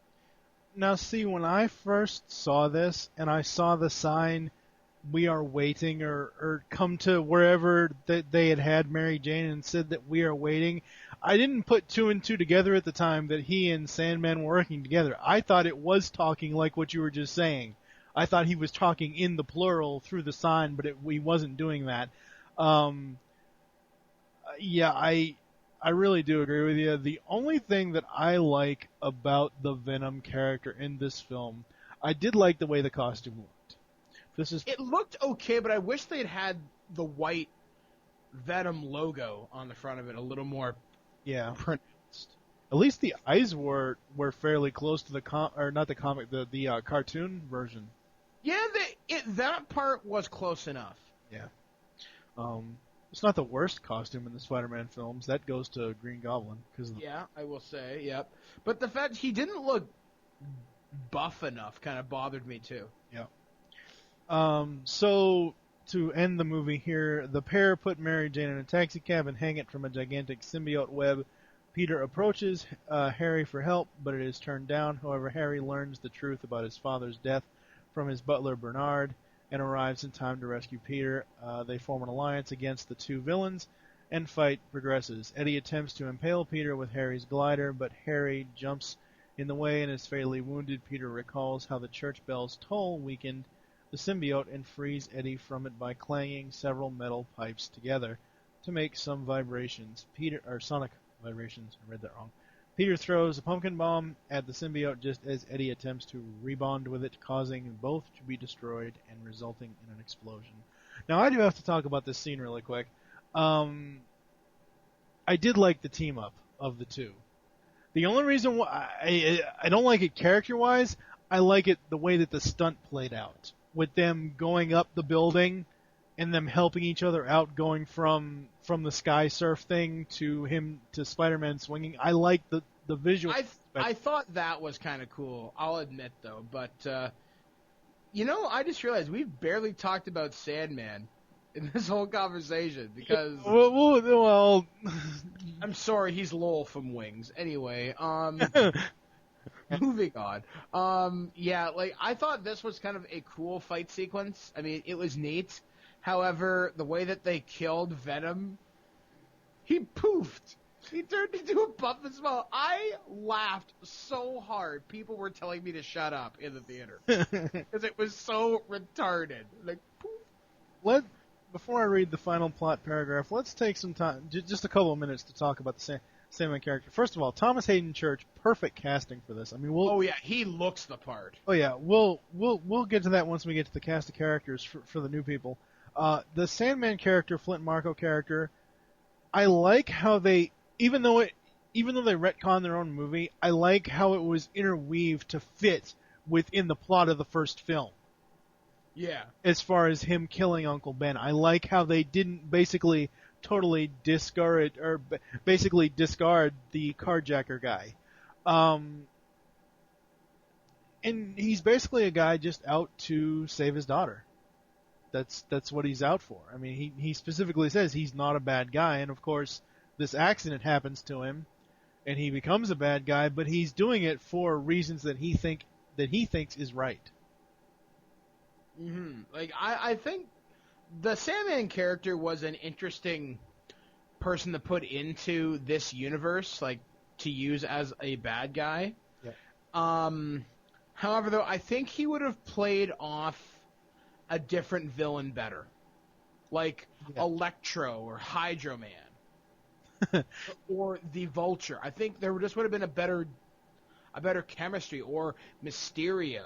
Now, in fact, him and Venom working together made no sense to me. Now, Sandman and Mysterio, I can see. I don't know about Sandman and Hydro Man, considering they could pretty much cancel each other's powers out. You see, that's my point. It would have been the subject of duality, and you could have used that as an underlying theme for the movie. Like, you have to live you have to accept light and dark sides of yourself to become one. Hydro Man and Sandman would have worked perfectly together. I mean, sure, it might have been beating you over the head with the theme stick a little bit harshly, but it would have worked. Yes. After the battle, Marco recovers and tells Peter that he had no intention of killing Ben Parker and that it was an accident born out of a desperate attempt to save his daughter's life. Peter forgives Marco, who dissipates and floats away to his daughter. Yeah, that was pretty stupid. I'm sorry. Yeah, that was. Peter and Harry forgive each other before Harry dies, with Mary Jane and Peter at his side. After Harry's funeral, Peter and Mary Jane begin to mend their relationship. I honestly don't see where Spider-Man 4 can pick up. They did not leave it on a cliffhanger enough. Okay, Spider-Man 1, you got him basically denouncing Mary Jane, denouncing the love, and walking away and saying that, this is his journey. Spider-Man 2, you have him saying, you have the two of them basically hooking up and she's telling him, go get him, Tiger. This one,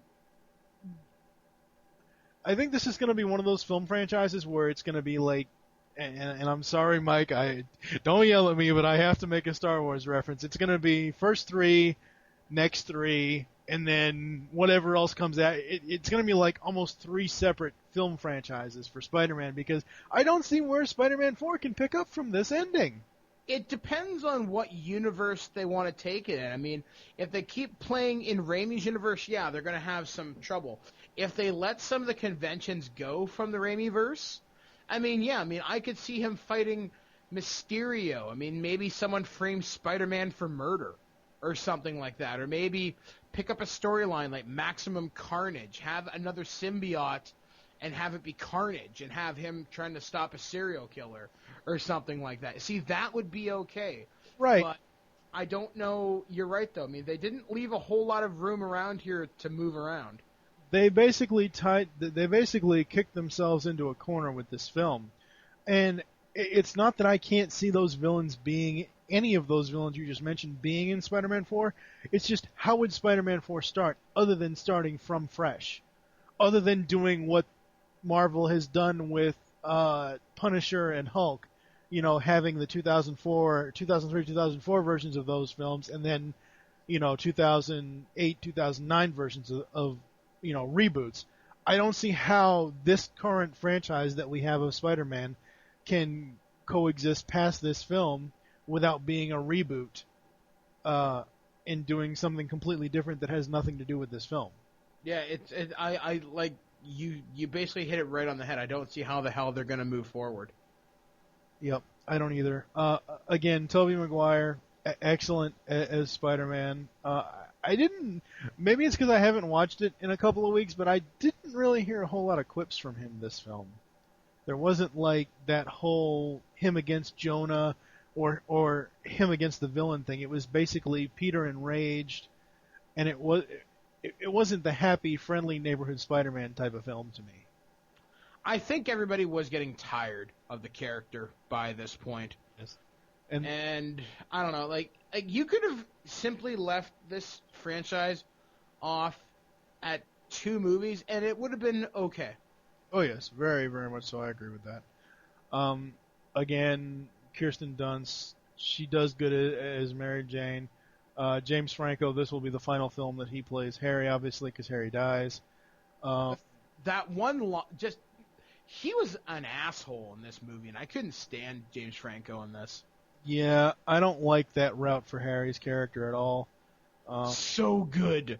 I want to stab him in the face. Again, Rosemary Harris as May Parker, and then J.K. Simmons as J. Jonah Jameson. You know what I want to see? I want to see J. Jonah Jameson, Spider-Man, and Matt Gargan as Scorpion. That would make an awesome threesome type, some sort of story as one part of a Spider-Man movie. That would be cool. I think having the Scorpion would be an interesting character to bring in, or maybe the Rhino or the Shocker. Yep. Maybe. Like, I don't know. I mean, like I said before, I don't know where this film franchise is going to go. I don't even see how you even begin to cast some of these bigger roles without going to bodybuilders. Yes.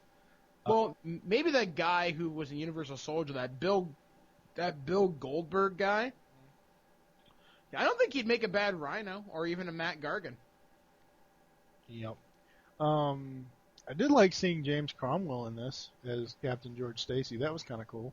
That was random and... I know, but I like James Cromwell in a lot of stuff. So. Yeah, so do I. I mean, That'll Do Pig to Zephyr Cochrane.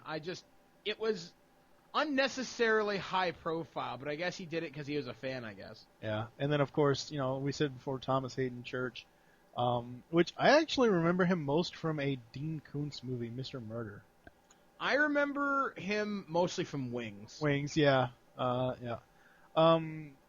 Here's him. I've got a quote in here from Thomas Hayden Church on Sandman. Villains with a conscience have this sad realization of who they are and the monster they've become. There's a sense of regret, so at the end of these movies, there is a dramatic resonance that really stays with the audience. I don't think you really kind of got that, though, because Sandman didn't have enough time to really develop. I mean, it's really left to the viewer, and unless they're really into the headspace of these movies, I think a lot of people missed it. Yes. We're going to go into the music really quick, because I found... Shit! I know, but hold on. Normally, I don't read our scripts beforehand. I usually just go through and pretty much be like surprised at some stuff, and I was surprised at this. Originally, Danny Elfman, the composer for the previous installments, did not plan to return for the third installment of Spider-Man because of difficulties with director Sam Raimi. Elfman said that he had a quote miserable experience working with Raimi on Spider-Man 2, and could not comfortably adapt his music. And then Christopher Young was then announced to score Spider-Man 3 in Elfman's absence. I'm sorry, Danny Elfman is a musical god. Yeah, but all of his stuff starts to sound the same after a while. Yeah, probably. Go back and listen. He starts to sound the same. I think he's another guy. I think he needs to just take a break for a while. Yeah. And go kick the crap out of Topher Grace. Anyway. I'm coming for you, Eric Forbin. Wow. Just saying. The FX channel signed a 5-year deal for television rights to Spider-Man 3, which they began airing in 2009. The price was based... Man, they can fucking have it. The price was based on the film's box office performance with an option for 3 opportunities for Sony to sell the rights to one or more other broadcast networks. They could fucking... I'm sorry. They could show this on the Food Network, and no one would fucking watch it. I know that you aren't that big on the Shield, and you probably really don't know that much about it, because I mentioned Vic Mackey to you one time in the question about who would win. Michael Chiklis is awesome, that's all I'm saying. No, I know he is, and very much so, but the Shield was an awesome, awesome show. It was the very first show that launched FX's original show idea thing. Yeah. I'm sorry, FX going from the Shield to having 5 years of television rights for Spider-Man 3, that's just wrong. See, I'm surprised Spike wouldn't pick this up. I mean, if they had Spider-Man 1, 2, and 3, that's pretty cool. I mean, if Spike had all the Marvel movies, they'd be cornering the market for a cool movie channel. I mean, they have all the Star Trek rights. They got, like, friggin' Star Wars and all that shit or whatever. Like, they've got a pretty cool movie lineup when they're not showing CSI reruns. But I'm surprised another channel wouldn't pick that up. I mean, FX should focus more on stuff like Rescue Me and The Shield. Rescue Me is actually ending, I believe. I think so, yeah. Yep. And then, of course, we're stuck with It's Always Sunny in Philadelphia and Sons of Anarchy. Blah. Anyway, Spider-Man 3 was released on Region 4 DVD in Australia. We don't care about that. Region 2, Region 1. Actually, my copy, I don't remember where I got this. It came with either a Spider-Man or a Venom mask, which suggests to me I got it at Best Buy. Actually, I saw these versions in a store not too long ago, still on the shelf. I thought that was cool. Now, the one thing that kind of pissed me off, though, is finding either the 3-disc or the 2-disc edition for this movie is fucking impossible. Like, it was hard to find. I don't even own it. I have the single disc, and man, did they skimp on special features for this. Single discs normally do nowadays, unless it's obviously Blu-ray. I do have the 2-disc edition. I have never heard of a 3-disc edition for this film. See, I thought I think it was the 2-disc edition. They wanted like $40 for it. See, my big thing is when I buy movies like this, I want the documentaries. I want the commentaries. I want the featurettes. Yeah, well, this has plenty of them. It has Grains of Sand, Building Sandman, Re-imaging the Goblin, Covered in Black, Creating Venom, On Location in New York and in Cleveland, Inside the Editing Room and Science of Sound. It has 2 stunt featurettes and many more. See, I wanted the thing on Venom. I wanted to hear what they thought. I mean, that's my big thing. Well, I was going to rip the audio for the episode, so I can do that anyway and just send it. I can just send you the audio. That's okay. I'll eventually buy this on Blu-ray anyway. They'll get more of my money, the rotten bastards. Final thoughts and scores on Spider-Man 3. 3 out of 10. Simply because I didn't like the direction this movie took. I thought it was horribly paced. This movie was boring at times. Yes, I was bored to shit. And emo Spidey? You've got to be goddamn kidding me, man. I'd like to know how the hell that made it past the studio executives. Like, seriously, I think the editor is a Nazi war criminal. He hates people because he left that in the movie. Sam Raimi is a sadist. I know this will never happen, but well, I don't know if it'll happen now or not. Maybe you and I should get together and talk about this Disney Marvel thing eventually one of these days. But what I think should happen is Sony should sell the rights back to Marvel or Disney or whatever, or Disney should just flat out buy the rights and give them back to the Marvel Studios people, because Marvel Studios, outside of the Punisher Warzone or whatever the hell that thing was called, and the Incredible Hulk, they're doing amazing things with Iron Man.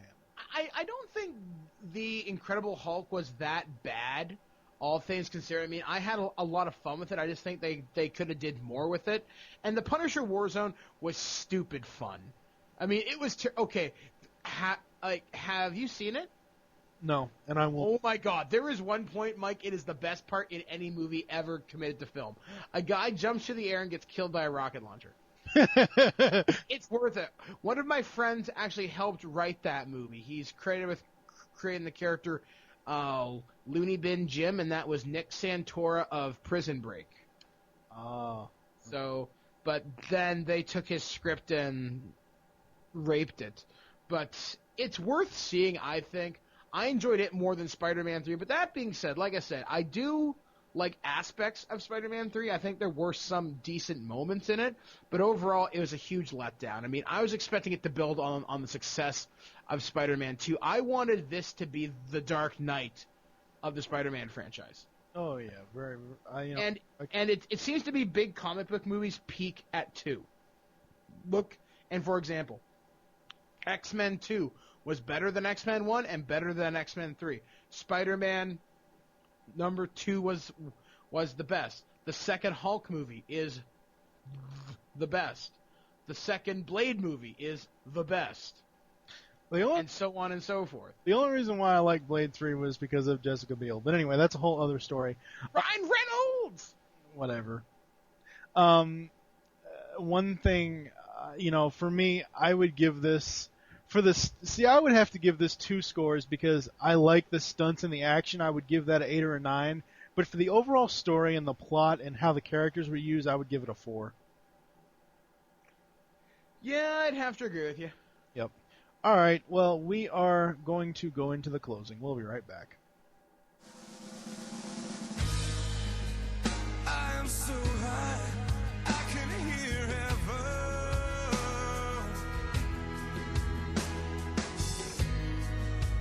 I'm so high, I can hear heaven. Oh, but heaven, no heaven, don't hear me. And they say that a hero can save us. I'm not gonna stand here and wait. I'll hold on to the wings of the eagles. Watch as we all fly away.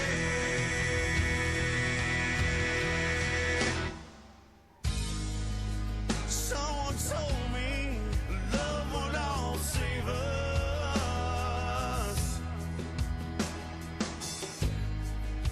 But how can that be? Look what love gave us. A world full of killing and blood spilling. That world never came. And they say that a hero can save us. I'm not gonna stand here and wait. I'll hold on to the wings of the eagles. Watch as we all fly away.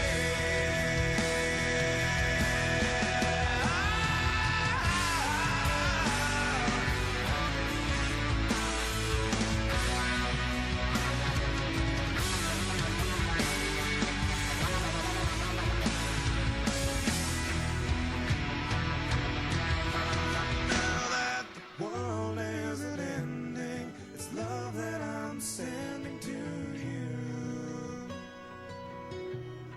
It isn't the love of a hero, and that's why I fear it won't do.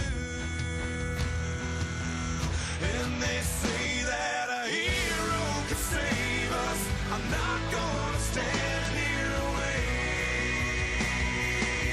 I'll hold on to the wings of the eagles. Watch as we all fly away. And they're watching us. They're watching us as we all fly away. And they're watching us. They're watching us as we all fly away. And they're watching us. They're watching us as we all fly away. Whoa.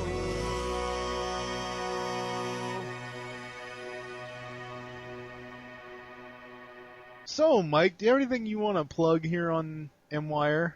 Well, it's going to be an exciting month for This Week in Geek. We have interviews coming up with Billy West. You may recognize him as the voice of Dr. Zoidberg Fry from Futurama, among many other pop culture voices. We'll also be talking about the Teenage Mutant Ninja Turtles celebrating their 25th anniversary this year. That'll be our Season 4 premiere. Also introducing our new news show, which does not yet, as of this date, have a name. That will be hosted by Stefan the Skunk Pelche, doing the nerd news from around the web. That'll be our new weekly show.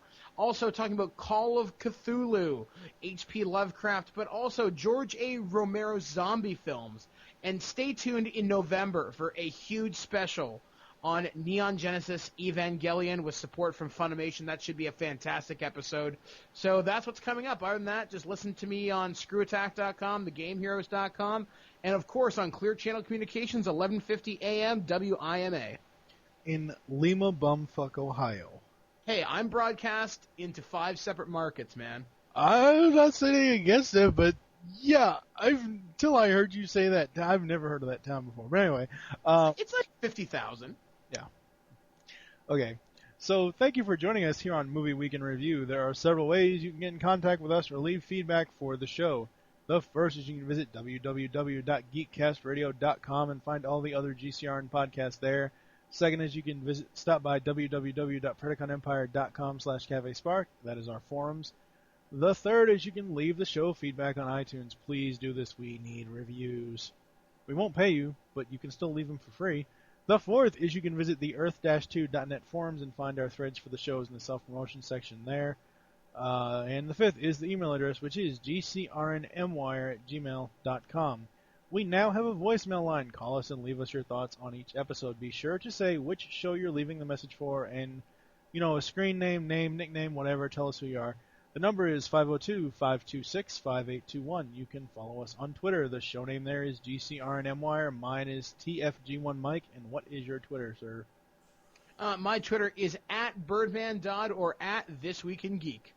That's right. We hope you enjoyed this episode of MWire and wish that you will join Mike and I next time when we will be reviewing in the Marvel Spotlight Daredevil, and we will slightly mention Elektra, which sucked.